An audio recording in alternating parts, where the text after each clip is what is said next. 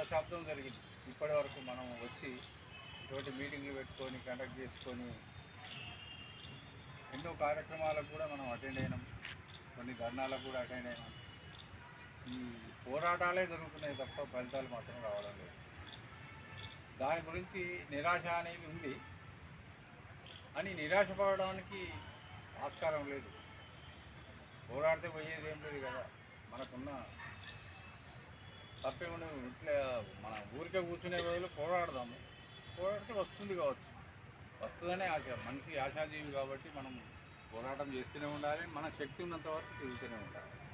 అది నా యొక్క అభిప్రాయం. దానికి సంబంధించి ఇప్పుడు సత్యనారాయణ సార్ గారు చెప్పినట్టు మనకు అన్ని విధాల సౌకర్యాలు కలిగినవన్నీ ఆఫీసర్స్ కలిగినాయి.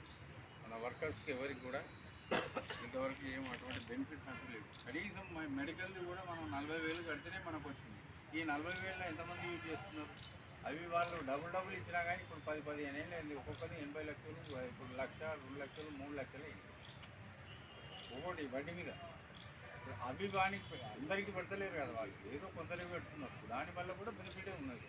కానీ వాటిని కూడా మనం పెంచమంటే కూడా వాడు పెంచడం లేదు. కనీసం అన్లిమిటెడ్ చేయమని చెప్పినాం. మనం చేసింది ఏంటి?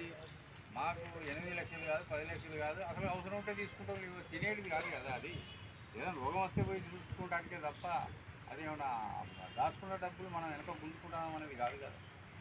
దాని గురించి కూడా మనం అడుగుతుంటే దానికి ఇంతవరకు అదే అన్లిమిటెడ్ అనేది లేకుండా అదే 8 లక్షలకు స్టేషన్లు. దాని మీద కూడా పోరాటాలు చేయాల్సింది. చేయాలి అనుకుంటే మనకి ఏంటంటే మనకు ఏజ్ ఫ్యాక్టర్ ఉన్నది, అందరం పోలేము. అయ్యో వాళ్ళు వస్తలేరు కదా, మనమే పోవాలనేది లేదు. శాతనైన వాళ్ళు రావడానికి సిద్ధంగా ఉండాలి. అందరినీ మనం అనడానికి, తప్పుపడడానికి నువ్వు రావా అనడానికి కూడా వీల్లేదు. ఎవరెవరి యొక్క 60-70 లక్షలకు వచ్చిళ్ళు